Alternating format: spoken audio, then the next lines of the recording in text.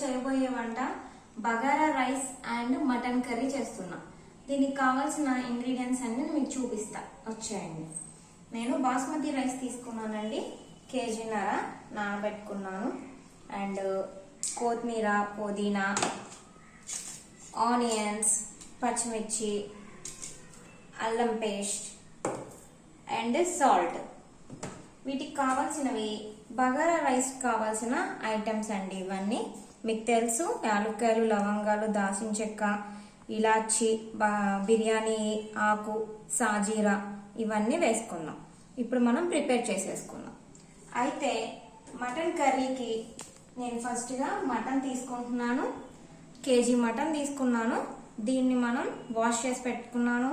So దీంట్లో salt, కారం, పసుపు వేసి మనం మిక్స్ చేసి రెడీగా ఉంచుకుందాం.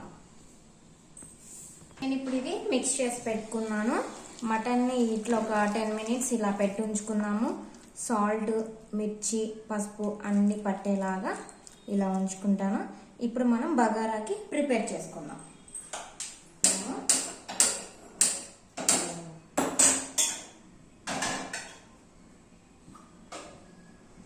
నేను నెయ్యి వేసుకుంటున్నానండి.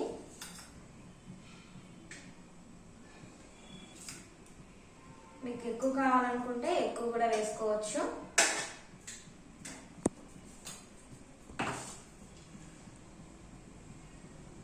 తినండి. సో నేను ఇప్పుడు ఇందులో బగారా ఆకు వేసుకుంటున్నాను.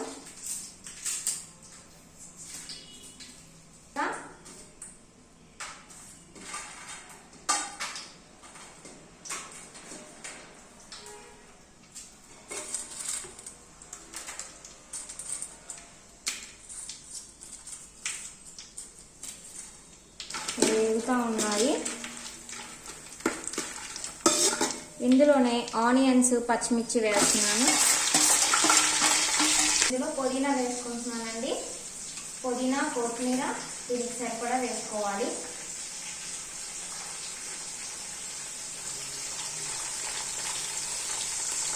అల్లం పేస్ట్ వేసుకున్నామండి. అంటే అల్లం వేగింది కాబట్టి మనం దీంట్లో వాటర్ పోసుకున్నాము. ఇలా రావాలి కంటెస్టెడ్, అప్పుడు అల్లం పచ్చివాసన లేకుండా ఉంటుంది. సో నేను ఈ గ్లాస్తో రైస్ తీసుకున్నాను. నేను ఈ గ్లాస్తో తీసుకున్నాను కాబట్టి నేను ఈ గ్లాస్తోనే వాటర్ పోసుకుంటున్నాను. కేజీన్నర రైస్ తీసుకున్నాను, 9 glasses వాటర్ పోస్తున్నాను. సో నేను వాటర్ తీసుకున్నాను. ఇప్పుడు వేస్తున్నా. మనకి రుచికి సరిపడా సాల్ట్ వేసుకోవాలి. అనుకున్నాం కదా అండి. ఇప్పుడు మనకి ఎసరు వచ్చే టైంలో మనం మటన్ ప్రిపేర్ చేసుకుందాం. నేను మూత పెడుతున్నాను కాబట్టి ఇవన్నీ వేసుకున్నాము. బిర్యానీ ఆకు, యాలక్కాయ, లవంగా, దాల్చిన చెక్క ఇవి వేసుకున్నాం కదా. ఇప్పుడు మనం ఇందులోనే ఆనియన్స్, పచ్చిమిర్చి కూడా వేసేసుకుందాం. కొంచెం హీట్ అయ్యాక మన ఆనియన్స్, పచ్చిమిర్చి వేసుకున్నాము. నేను పెద్ద సైజు ఆనియన్ 2 తీసుకున్నానండి. కేజీ మటన్ కాబట్టి మనకి గ్రేవీ మంచిగా వస్తుంది. మిర్చి మీకు ఎంత కావాలంటే అంత, కారం తిన్నదాన్ని బట్టి. నేను ఒక 4 తీసుకున్నాను. ఆనియన్స్ అయితే పెద్దవి 2 తీసుకున్నాను. ఇది మనకి మధ్యదాకా ఇట్లా 10 minutes తిద్దామండి. వేగాయండి, లైట్ పింక్ కలర్లోకి వచ్చాయి. ఈ కంటెస్టెడ్ మనకి సరిపోతుంది. సో మనం ఇందులో అల్లం పేస్ట్ వేద్దాము.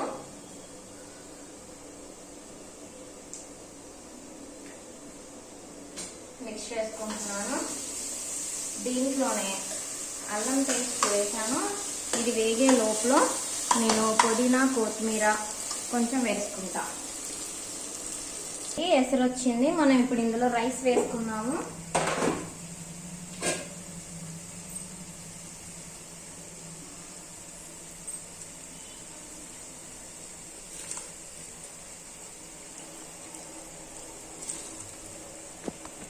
మొత్తం రైస్ వేసుకున్నాం కదా, ఒకసారి ఇలా మిక్స్ చేసుకొని మనం మూత పెట్టుకుందామండి.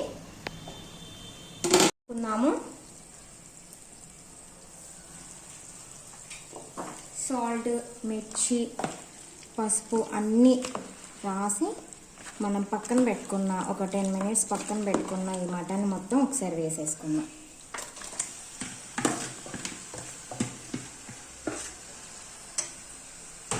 దీన్ని వేసుకున్నామండి.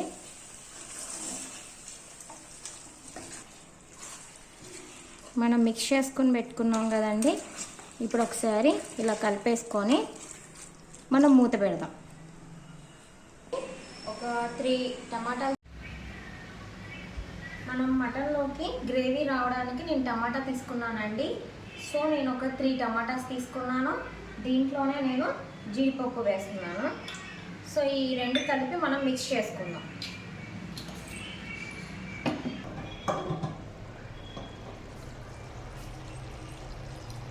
మనం దీన్ని ఒకసారి మిక్స్ చేసుకున్నాము. మటన్ వేగింది,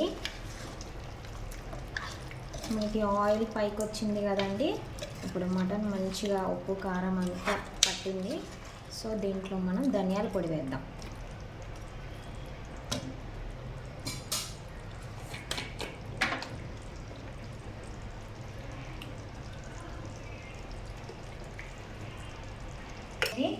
సో మనం దీంట్లో టమాటా జ్యూస్ వేద్దాము.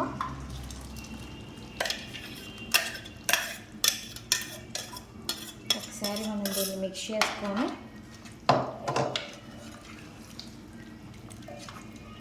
మీకు గ్రేవీ ఎంత కావాలంటే అంత, కొంచెం సరిపడా వాటర్, మనకి మటన్ ఉడకాలి కాబట్టి కొంచెం వాటర్ పోసుకుందాం. వాటర్ పోసుకున్నాం కదా అండి. ఇప్పుడు మనం దీంట్లోనే కొంచెం పుదీనా, కొత్తిమీర వేసుకున్నాక ఇలాచీ పౌడర్ వేస్తున్నాను. ఈ ఫ్లేవర్ చాలా బాగుంటుంది, అందుకే నేను దంచి పెట్టాను. మటన్ స్మెల్ రాకుండా ఉంటుంది. కొంతమందికి మటన్ తినరండి, మేక వాసన వస్తుందని అంటారు. ఆ స్మెల్ అంటూ ఏమి ఉండదు. సో నేను ఇది వేసాను. చేసుకున్నాక మనం విజిల్ పెడదాం. ఇది లేతది కాబట్టి ఒక 3 విజిల్స్ సరిపోతుంది. ఉమ్మగిల్లిందా లేదా చూద్దామండి. ఓకే, అయితే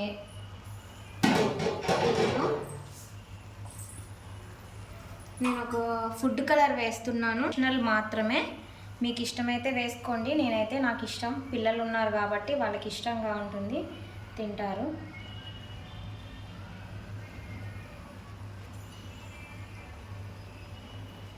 దీంట్లోనే కొంచెం పుదీనా, కొత్తిమీర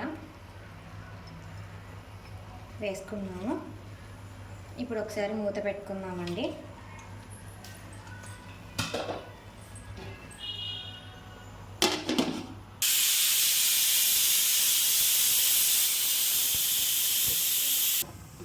అయిందేమో చూద్దామండి. ఓకే, అయింది. మనకి రైస్ ఉడికింది అనడానికి చూడండి ఎంత పుల్లలుగా పైకి లేసిందో రైస్ చూడండి. ఇప్పుడు మనం చూస్తే అన్నం ఉడికింది. సో మనకి బగారా రైస్ రెడీ అయిపోయింది. మటన్ కర్రీ రెడీ అయిందండి.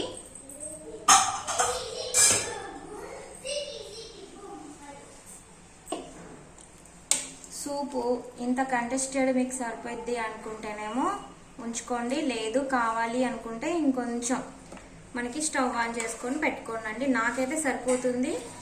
బగారా రైస్లోకి ఇలాగే ఉండాలి, చాలా బాగుంటుంది. ఇప్పుడు మనం దీన్ని దించే ముందు ఒకసారి గార్నిష్ చేసుకుందాం.